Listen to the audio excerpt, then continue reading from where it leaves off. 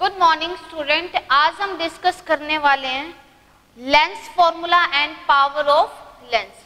तो ये दोनों टॉपिक हमारी इस चैप्टर के लास्ट टॉपिक हैं और उसी के साथ ये चैप्टर कंप्लीट हो जाएगा। तो हम यहाँ पर बात कर रहे हैं लेंस फॉर्मूला और देन पावर ऑफ लेंस। तो लेंस फॉर्मूला की पहले हम डेरिवेशन देख लेते हैं। आपको डेरिवेशन की जरूरत नहीं है, आपको डायरेक्ट फॉर्मूला यूज करके न्यूमेरिकल सॉल्व करना है, लेकिन फिर भी हम डेरिवेशन इसका सॉल्व करेंगे कि how to derive a lens formula. Okay, मैंने यहाँ पर कन्वेक्स लेंस ले लिया है। कन्वेक्स लेंस के केस में ये कौन सी इमेज फॉर्मेशन हो रही है भाई? When object place between F and 2f। Last class में हमने इमेज फॉर्मेशन के बारे में पढ़ा था और आपने तब सॉल्व भी किया था और हमने करके देखा था कि जब ऑब्जेक्ट को हम f और 2f के बीच में रखते हैं तो देन हमारी जो इमेज है वो कहाँ बनती है भाई? Beyond 2f।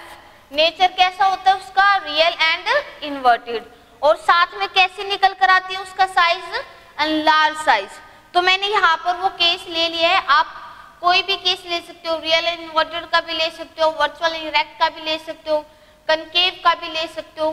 कोई भी इमेज फॉर्मेशन आप लेकर और उससे लेंस फॉर्मूला डिराइव कर सकते हो। मैंने यहाँ पर ये ली है। अच्छा, इस केस में हमारे पास ए बी, ठीक है, मैं यहाँ पर एक बार शॉर्ट में लिख देती हूँ कि जो ए बी है वो क्या है भाई? H node. ये क्या है आपका? H node. ये क्या है आपका? H I. क्लियर है? ऑब्जेक्ट यहाँ से रखा है तो ऑप्टिकल सेंटर से उसकी दूरी क्या होगी? u। और यहाँ से इसकी दूरी क्या होगी भाई? v। यहाँ से इसकी दूरी क्या होगी? v। तो आप यहाँ से क्या समझे कि हमने यहाँ से ओ ए मेरे पास क्या हो जाएगा? u। साइन कन्वेंशन लेना है, क्या हो जाएगा? Minus u। उसके बाद हम बात करते हैं किसकी? ओ ए डैश की। ओ ए डैश हमारे पास क्या हो जाएगा? प्लस v, क्योंकि राइट साइड बना है वो क्या हो जाएगा? Plus v। कन्वेक्स लेंस है तो उसकी फोकल लेंथ क्या हो जाएगी? प्लस हो जाएगी। ठीक है, तो हमारे पास इसकी फोकल लेंथ क्या हो जाएगी? आपकी फोकल लेंथ हो जाएगी OF। या आपकी क्या हो जाएगी? फोकल लेंथ, जो कि क्या हो जाएगी? Positive f। क्लियर है? ये आपको गिवन है, हमें सारे इसी टर्म्स में निकालना है। तो लेट मैंने कंसीडर किया triangle ABO and triangle A dash B dash O। मैंने दो ट्राइंगल को कंसीडर किया है, ट्राइंगल ABO दिस वन और triangle A dash B dash O this one. तो आप यहाँ पर क्या देखते हो? ये 90 तो ये भी 90। क्लियर है? ये एंगल और ये एंगल आपस में क्या होंगे? इक्वल हो गए, ऑल्टरनेट अपोजिट एंगल। तो ये हमारे पास क्या हो जाएगी? Opposite angles are equal. तो इस तरीके से हम बोल सकते हैं कि angle BAO is equal to B dash A dash O each 90 degree. उसके बाद मैं ले सकती हूँ angle BOA B dash OA dash opposite angles are equal। Clear है? नाउ हम क्या बोल सकते हैं कि दे आर सिमिलर ट्राइंगल। अगर ये सिमिलर ट्राइंगल है देन हम क्या ले सकते हैं भाई? बड़े वाले ट्राइंगल की ले लो A dash B dash, vertical height और उसकी रेशो क्या हो जाएगी? प्रोपोर्शन में हो जाएगी A डैश O AO। ये हमारी इक्वेशन क्या निकल कर आ गई? First equation. सिमिलरली हमने ट्राइंगल कंसीडर किया, triangle MOF and triangle A dash B dash F। आपने कौन सा ट्राइंगल कंसीडर किया भाई? This one. ये थिन लेंस है तो ऑब्वियसली ये और ये हमने क्या कहा था? चाहे इस रिफ्रैक्टिंग सरफेस से लो और O से लो, हमारे पास ऑलमोस्ट नेग्लेक्ट होते हैं ये। तो हम यहाँ से रिफ्रैक्टिंग सरफेस से डिस्टेंस ना मेजर करके हम डिस्टेंस मेजर कहाँ से करते हैं? O से। तो ये वाला ट्राइंगल हमने कंसीडर कर लिया और देन ये वाला ट्राइंगल कंसीडर कर लिया। सेम ये 90, ये एंगल आर इक्वल, तो यहाँ पर भी हम क्या बोल सकते हैं, A dash B dash upon में M O is equal to A dash F upon में ओ एफ। आपको पता है एम ओ और ए बी दोनों इक्वल है क्योंकि पैरेलल रे है। अगर पैरेलल रे है तो ये वाला डिस्टेंस और ये वाला डिस्टेंस दोनों क्या होंगे, इक्वल ही होंगे। तो यहाँ से हम क्या बोल सकते हैं, इन दोनों इक्वेशन को इक्वेट करते हैं। Equation 1 and 2, equation 1 and 2 we get, हमें क्या मिलता है,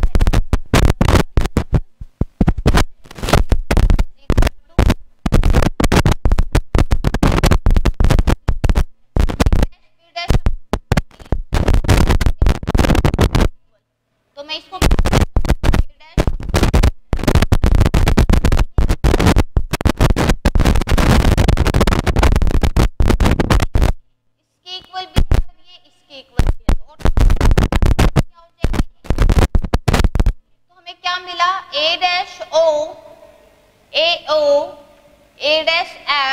डिवाइडेड बाय ओ एफ।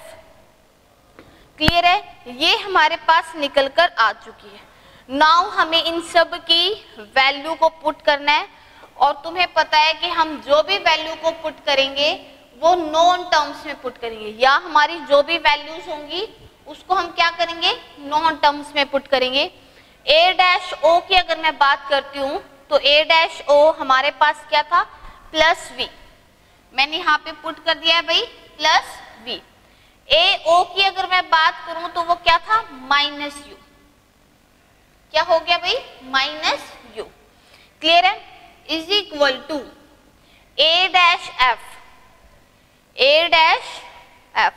ये हमें वैल्यू नहीं पता कि ये क्या है, लेकिन मुझे ये पता है कि ओ A dash, O A dash ये कितना है भाई, वी, और ओ एफ कितना है भाई, एफ। तो ओ डैश ए में ओ एफ माइनस करूंगी तो क्या बनकर आएगा मेरे पास, ए डैश एफ। इस पूरे में से अगर मैं इतना माइनस कर दूं तो क्या बचा मेरा, ए डैश एफ बचा। तो यहां से हमारे पास क्या निकल कर आएगा, ओ ए डैश माइनस में ओ एफ अपॉन में ए डैश एफ। एक बार आप इन सब की वैल्यू को भी एज इट इज रख दो, बाद में वैल्यू पुट करते हैं। क्लियर है, तो नाउ हमारे पास नीचे है ओ एफ। नाउ अब इन सब की वैल्यू को पुट करेंगे। ओ ए डैश क्या थी, प्लस वी, ओ ए क्या था भाई, minus U, O A dash क्या थी, प्लस वी, ओ एफ क्या था, प्लस एफ। क्लियर है, तो यहां से हमारे पास क्या बनकर आ गई, मैंने क्या इसको क्रॉस मल्टीप्लाई क्या किया है भाई, क्रॉस मल्टीप्लाई किया है। क्रॉस मल्टीप्लाई करने से क्या बनकर आ गया मेरे पास, वी एफ। क्रॉस मल्टीप्लाई करने से ये बन गया वी एफ, ये बन गया माइनस यू वी, ठीक है। और ये बनकर आ गया मेरे पास प्लस यू एफ। क्या बनकर आ गया मेरे पास, plus minus you into minus ये, तो क्या बनकर आ गया, प्लस एफ। इसको इधर ले आएंगे, उसको उधर लेंगे, U V is equal to U F minus में वी एफ, ठीक है। Now divide by U V F, हम क्या करेंगे, इसको डिवाइड करेंगे by U V F on both side. We get, क्या मिलता है हमें इनको डिवाइड करने से, ठीक है। या हम देखेंगे U V divided by U V F is equal to U F upon में यू वी एफ और माइनस वी एफ अपॉन में यू वी एस। करो, यू वी से यू वी कैंसिल आउट, यहाँ से क्या आ गया, 1 बाय एफ। क्लियर है, यहाँ से यू एफ और यू एफ कैंसिल, क्या क्लियर हो गया, 1 by V minus V F से वी एफ कैंसिल, क्या आ गया, 1 बाय यू। तो इस तरीके से हमारे पास ये क्या बनकर आ गया, ये लेंस फॉर्मूला, ये क्या बन गया आपका लेंस फॉर्मूला। तो हमने लेंस फॉर्मूला की यहाँ से डेरिवेशन की है। डेरिवेशन आपकी बोर्ड एग्जाम पर्पज से इम्पोर्टेंट नहीं है, लेकिन जो आपके न्यूमेरिकल्स आएंगे only on the based of this formula, और आपको उसी फॉर्मूले से सॉल्व करना है। But you have to know कि ये जो फॉर्मूला है कि वो कहाँ से डिराइव हुआ है। तो यहाँ से हमने इस तरीके से डिराइव किया है। आप ये मैंने रियल इन्वर्टेड का केस लिया है, आप बेशक चाहो तो कन्वेक्स में वर्चुअल एंड इरेक्ट का केस ले सकते हो, और चाहो तो कनकेव लेंस का यूज करके भी इस फॉर्मूले को निकाल सकते हो। नेक्स्ट हमारे पास है पावर ऑफ लेंस। नेक्स्ट क्या है भाई हमारे पास? Power of lens. कि पावर ऑफ लेंस क्या होती है, उससे पहले हम करेंगे मैग्निफिकेशन। उससे पहले हम क्या करेंगे? मैग्निफिकेशन। मैग्निफिकेशन आपने मिरर में निकाला है। मैग्निफिकेशन क्या होता है कि ऑब्जेक्ट देखने के लिए हम क्या करते हैं? मैग्निफिकेशन। ये हमें ये बताता है कि ऑब्जेक्ट वेदर जो हमारी इमेज है इज डिमिनिश्ड और मैग्निफाइड। तो हम उसे कैसे निकाल सकते हैं? मैग्निफिकेशन से निकाल सकते हैं। Already you know that m is equal to H I upon में एच नोट। सेम हमारे पास इस केस में भी यही रहेगा, लेंस में भी। और हमारे पास इसका दूसरा फॉर्मूला था माइनस वी बाई यू। ये था मिरर के केस में। ये क्या था? मिरर के केस में। लेकिन यहाँ पर इसी की ही बात करूं जो मैंने अभी निकाली हुई थी, ठीक है। इस केस में जब हमने निकाली हुई थी f और 2f के बीच में अगर ऑब्जेक्ट को रखती हूँ, और इस केस में जब मैंने निकाला था, ठीक है, तो हमने क्या देखा था कि हमारा जो v है वो प्लस u है, और u क्या है? माइनस u है, और f क्या है? पॉजिटिव। तो उस साइन कन्वेंशन को अगर हम देखें तो माइनस v क्या था हमारे पास? प्लस v, और u क्या था हमारे पास? ये। तो नेगेटिव से नेगेटिव कैंसिल, और m is equal to v by U formula हो जाएगा in the case of lens formula. ठीक है भाई, ये चेंज क्यों हुआ है? क्योंकि हमारे यहाँ का v u as it is है, u हमेशा नेगेटिव लेते हैं हम, ठीक है। और आपका f कन्वेक्स में पॉजिटिव, कनकेव में नेगेटिव, चाहे मिरर हो चाहे लेंस हो। क्लियर इतना? लेकिन हमारे v चेंज हो जाता है जब आप मिरर के केस में, जब आप मिरर के केस में हमने f और c के बीच में ऑब्जेक्ट लिया था, तो हमें ये पता है कि इस तरीके से जाके और वो यहाँ बन गया था। तो इस केस में अगर हम देखें तो v मेरी नेगेटिव और u भी मेरी नेगेटिव।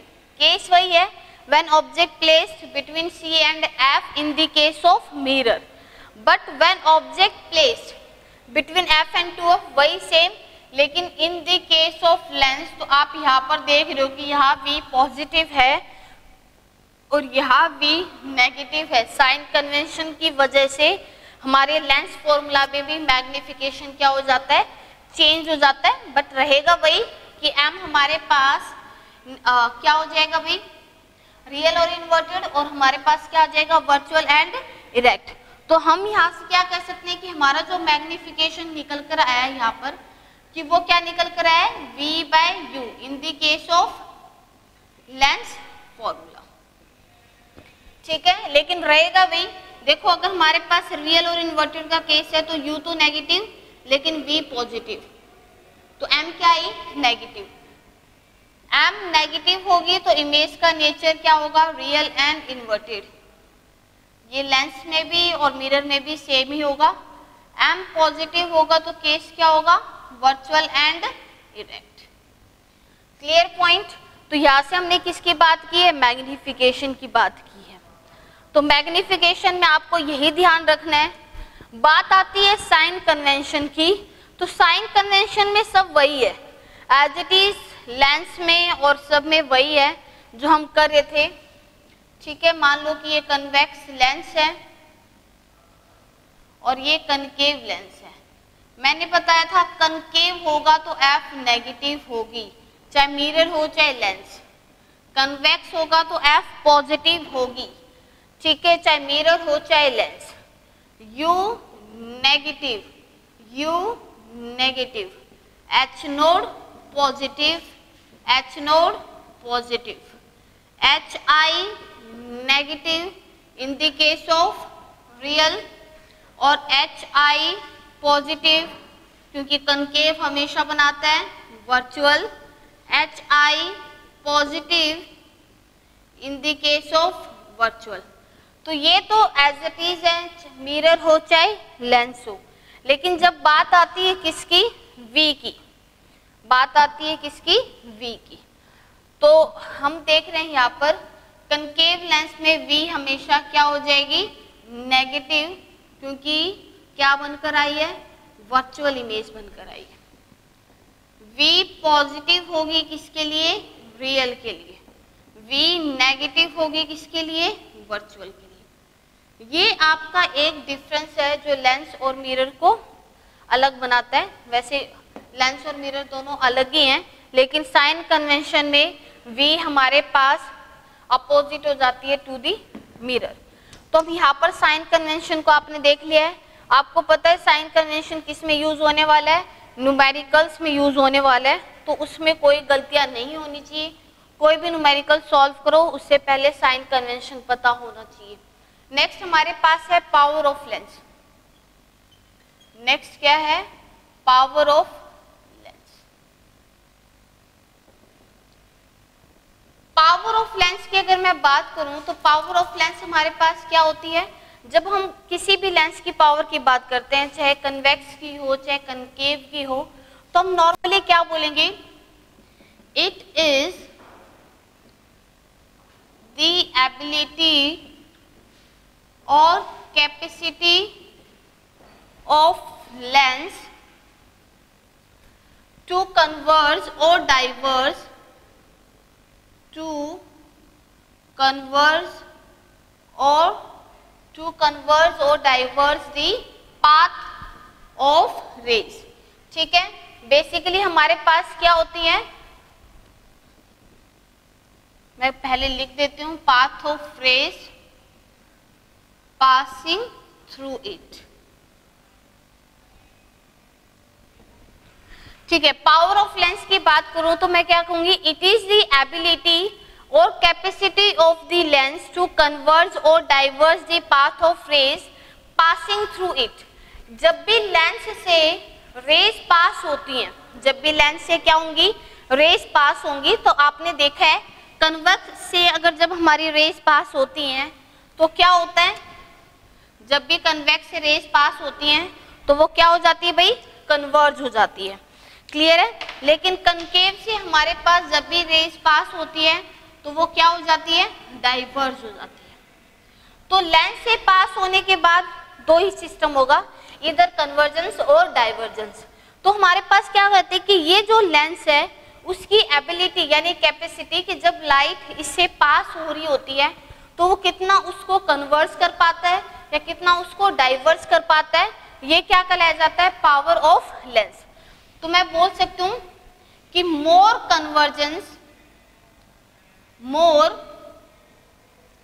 कन्वर्जेंस और मोर divergence, more power.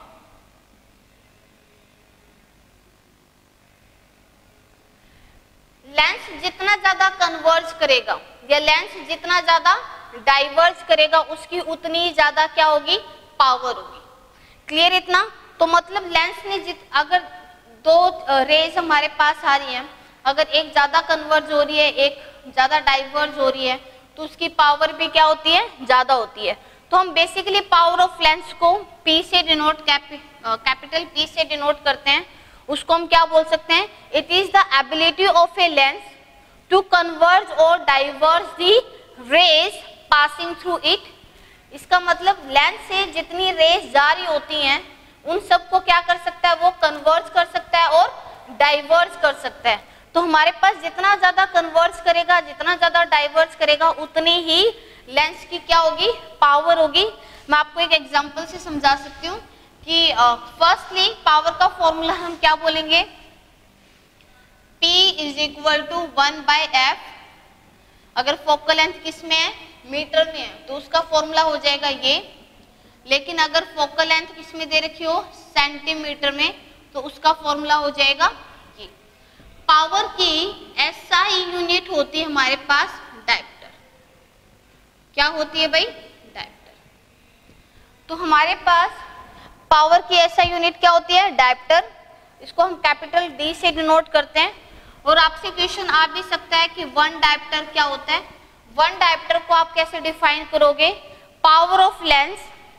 One diopter को आप कैसे डिफाइन करोगे, power of lens of focal length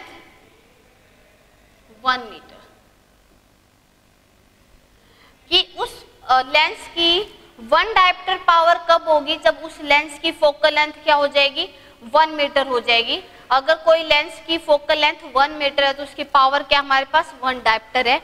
ये आपको दिखाई दे रहा है। यहाँ से आपको पता चल गया कि पावर क्या होती है, inversely proportional to focal length होती है। इसका मतलब जितनी ज्यादा फोकल लेंथ होगी उतनी कम उसकी पावर होगी। ठीक है, फोकल लेंथ बढ़ेगी तो पावर घटेगी। आप इस तरीके से हम क्या बोल सकते हैं, जैसे मैं एक एग्जांपल ले रही हूं कि मान लो ये एक लेंस है। ठीक है, यहां पर मैंने एक लेंस ले लिया, क्लियर है। और इस तरीके से इसके ऊपर रेज गिरी, ये सारी कन्वर्ज होगी इस पॉइंट पे, और इसको मैंने बोल दिया पावर P1, क्लियर है। अब वही हमारे पास रेज आ रही हैं,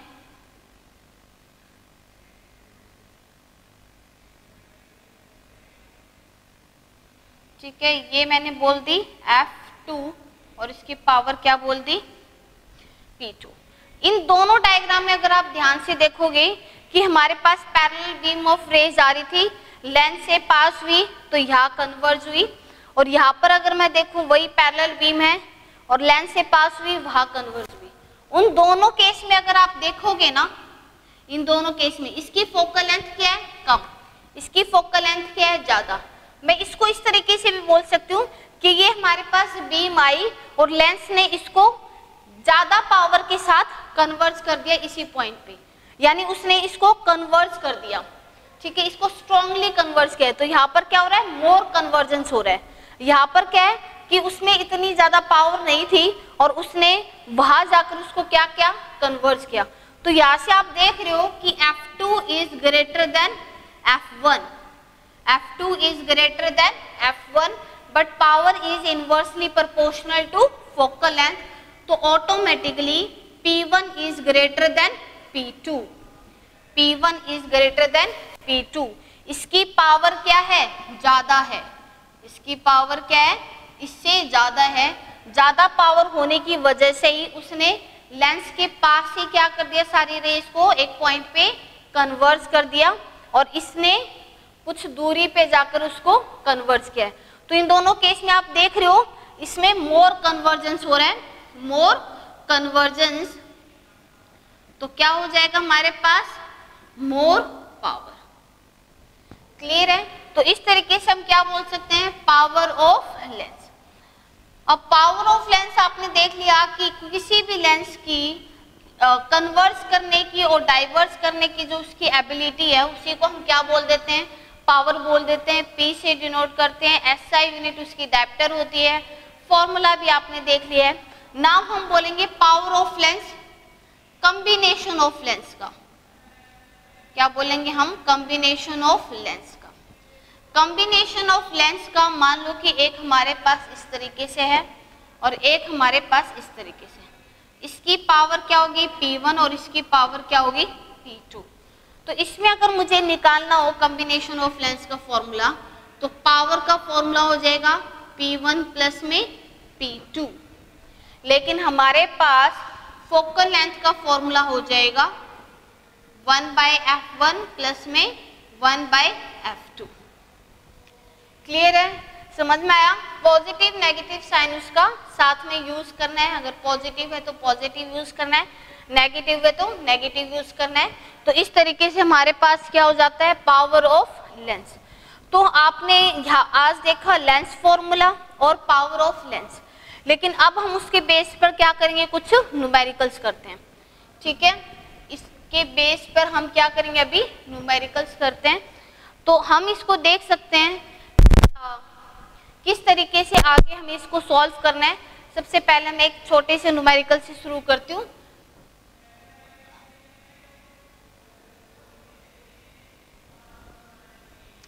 फर्स्ट हमारे पास क्या है, the focal length of a convex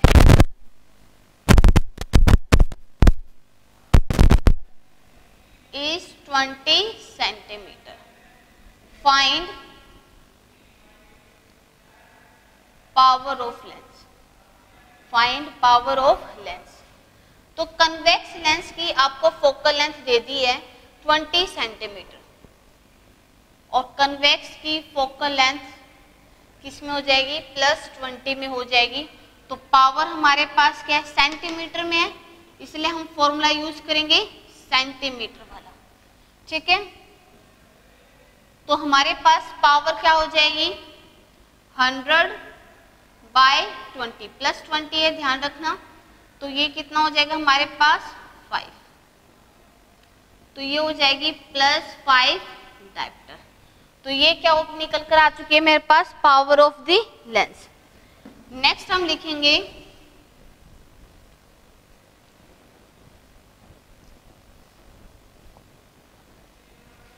two convex lens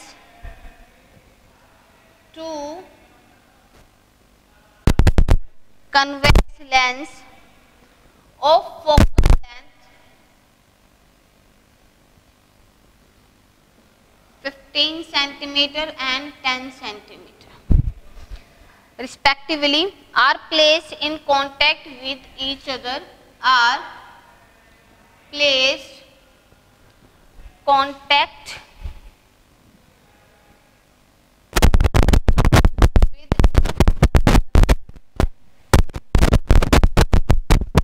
find the focal length and the power of the lens. इस कॉम्बिनेशन की आपको क्या निकालनी है, फोकल लेंथ निकालनी है और क्या निकालनी है भाई, पावर निकालनी है।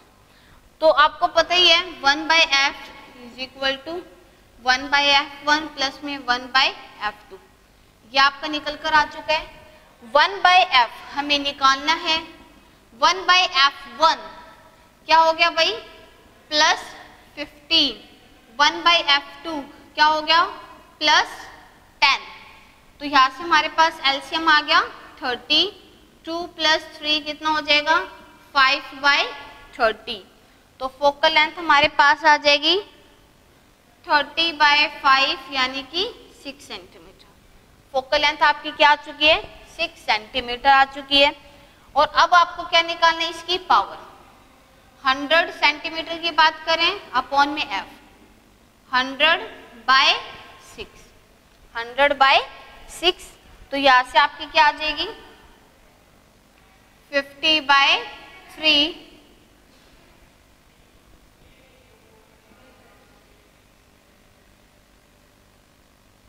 इस तरीके से हम इसको क्या बोल सकते हैं, इसकी पावर को निकाल सकते हैं। तो आप इसमें दोनों में आप देख रहे हो चीज कि इस तरीके से हम क्या निकाल सकते हैं। अब मैंने क्या किया, इसकी कंप्लीट की फोकल लेंथ निकाल दी और उसी का क्या निकाल दिया, पावर। अगर मैं चाहूं तो हम डायरेक्ट P1 P2 वाला भी फॉर्मूला यूज कर सकते थे। या देखो हमारे पास P = P1 प्लस में P2। यहाँ से अगर मैं P1 की निकालूं, ठीक है, अगर मैं P1 निकालती हूँ तो उस केस में P1 कितनी हो जाएगी, 100/15, ये आपकी क्या आ जाएगी, P1। और क्या निकालोगे, P2, तो P2 आपकी क्या हो जाएगी, 100/10। 100/10 कितनी होगी, 10 डायप्टर। ठीक है, और ये आपकी कितनी हो जाएगी हमारे पास, 5 से इसको करेंगे 20 और ये कितना हो जाएगा 3। तो हो जाएगा 6.67 डायप्टर। अब फॉर्मूला हमें पता है P is equal to P1 plus में P2, 10 प्लस में 6.67, तो कितना हो जाएगा 16.67 डायप्टर। चाहे इस फॉर्मूले से निकालो तब भी आंसर वही आ रहा है, चाहे आप कंप्लीट कॉम्बिनेशन ऑफ लेंस की फोकल लेंथ निकालो और देन इस फॉर्मूले को यूज करो और तब भी हमारे पास क्या आएगी, सेम निकल कर आएगी। अब मैं नेक्स्ट क्वेश्चन आपको दिखा रही हूं।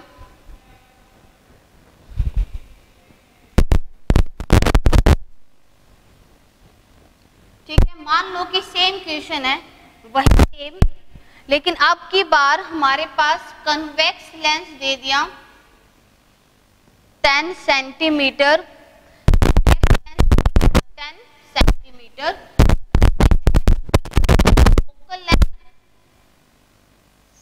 Focal length of convex lens कितनी दे दी, 10 सेंटीमीटर।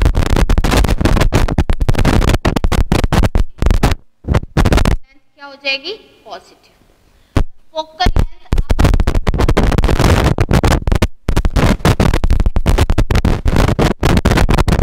दे दी 15 सेंटीमीटर दे दी भैया आपको।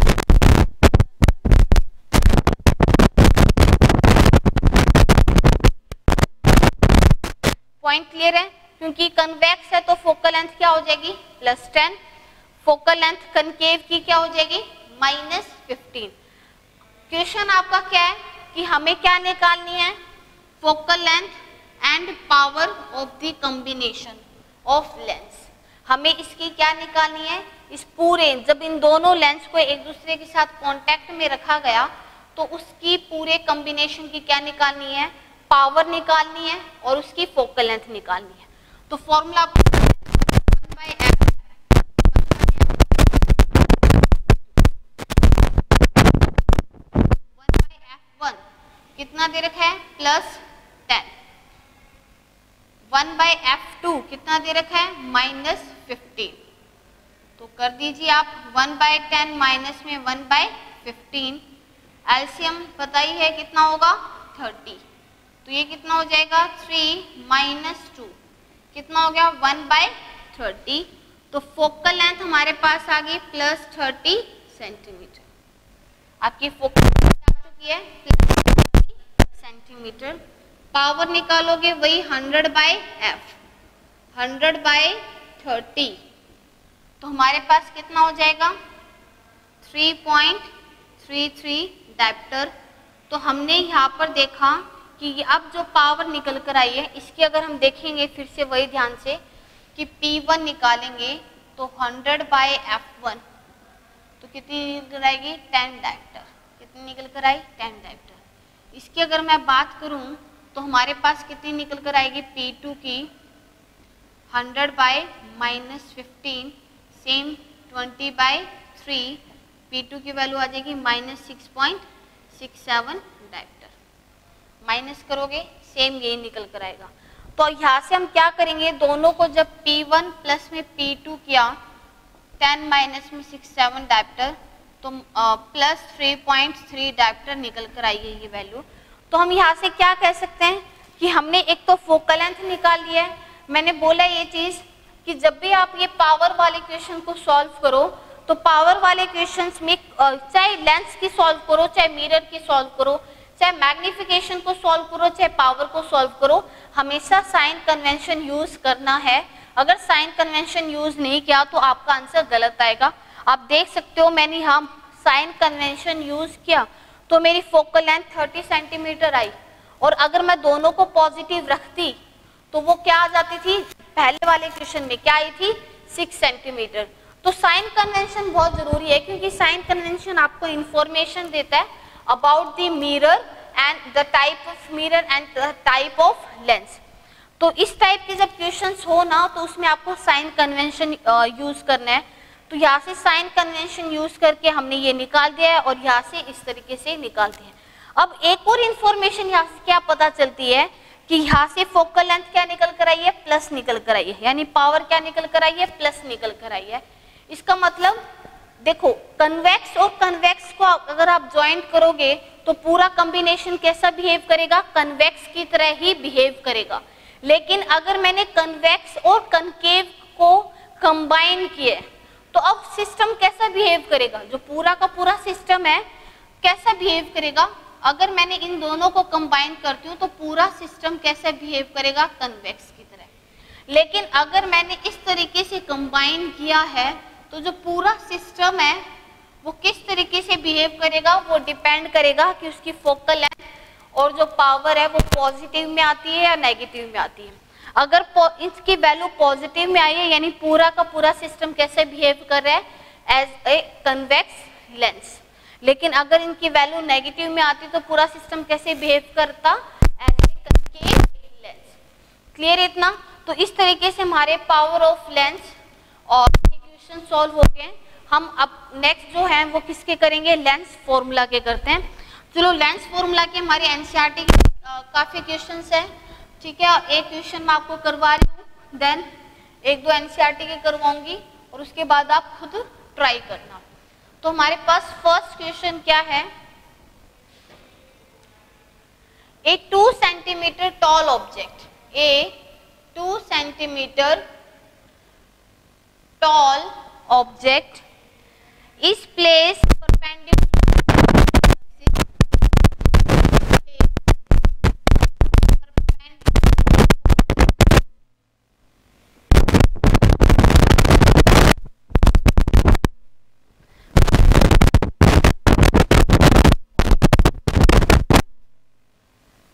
convex lens of focal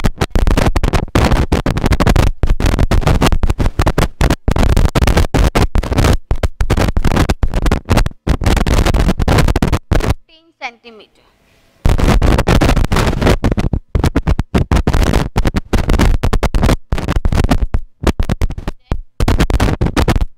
From the lens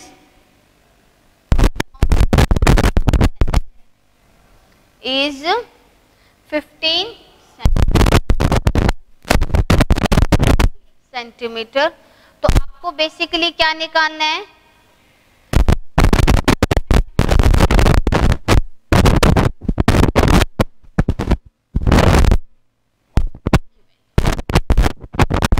A 2 centimetre tall object is place perpendicular to principal axis. ये प्रिंसिपल एक्सिस है, उसकी परपेंडिकुलरली 2 सेंटीमीटर टॉल ऑब्जेक्ट को रखा गया है। तो अगर 2 सेंटीमीटर टॉल ऑब्जेक्ट को रखा गया है तो ये हमारे पास क्या निकल कर आया, एच नोड। ये क्या निकल कर आया, एच नोड। तो ये हमारे पास किसकी इंफॉर्मेशन दे रहा है, एच नोड की इंफॉर्मेशन दे रहा है। उसके बाद हमारे पास एच नोड हमेशा पॉजिटिव में होता है, इसलिए हो गया +2 सेंटीमीटर। उसके बाद हमारे पास दे रखा है convex lens of focal length 10 centimetre. Convex lens की फोकल लेंथ किस में होती है भाई, पॉजिटिव में होती है, इसको मैंने पॉजिटिव लिख दिया। The distance of the object from the lens, lens से ऑब्जेक्ट की दूरी को हम क्या बोलते हैं, यू। तो यू आपको दे दिया है 15 सेंटीमीटर। तो U गिवन है, F गिवन है, H नोड गिवन है, V O H I और M को फाइंड आउट करने हैं। तो सबसे पहले हम क्या लगाएंगे, इस क्वेश्चन को सॉल्व करते हैं और हम सबसे पहले क्या निकालेंगे, लेंस फॉर्मूला। क्या लगाएंगे भाई, लेंस फॉर्मूला। लेंस फॉर्मूले की हेल्प से इसको सॉल्व करते हैं। हमें निकालना है V, तो हम क्या करेंगे, 1/V 1/F प्लस में 1/U। ठीक है, लेंस फॉर्मूला आपका यही है, U को उधर ले जाओ, पॉजिटिव आ गया। 1/V, F की वैल्यू क्या है, +10 कर दिया आपने, प्लस U की वैल्यू क्या है भाई, -15। क्लियर है। एलसीएम क्या आ जाएगा, 33 माइनस में 1। तो V आपकी क्या आ चुकी है, 3 माइनस में 2 सॉरी 1/30। तो V की वैल्यू आ चुकी है +30 सेंटीमीटर। V की वैल्यू क्या आ चुकी है आपकी, +30 सेंटीमीटर। नाउ हम क्या निकालेंगे, HI की वैल्यू निकालेंगे। HI अपॉन में H नोड, यहाँ पर किसके इक्वल हो जाएगा, V/U के इक्वल हो जाएगा। HI अपॉन में H नोड किसके इक्वल हो गया, V/U के इक्वल। एच आई की वैल्यू निकालनी है तो V बाई यू इंटू में एच नोड। V की वैल्यू क्या है भाई 30 प्लस 30, U की वैल्यू क्या है -15 और H नोड की वैल्यू हमारे पास क्या है भाई +2। तो हमारे पास यहाँ पर एच आई की वैल्यू आ जाएगी -4 सेंटीमीटर। V का पॉजिटिव साइन क्या शो करता है कि इमेज का नेचर क्या है रियल। एच आई का नेगेटिव साइन क्या शो करता है कि इमेज का नेचर क्या है इन्वर्टेड। तो नेचर ऑफ इमेज क्या आ गया रियल एंड इन्वर्टेड। नाउ आपको निकालना है मैग्निफिकेशन, इजीली आप निकाल सकते हो एच आई अपॉन में एच नोड माइनस में 4 अपॉन में 2, तो m की वैल्यू क्या आ जाएगी -2। नेगेटिव साइन शो करेगा रियल एंड इन्वर्टेड। तो इस क्वेश्चन को आपने देख लिया इजीली, आप इसको निकाल सकते हो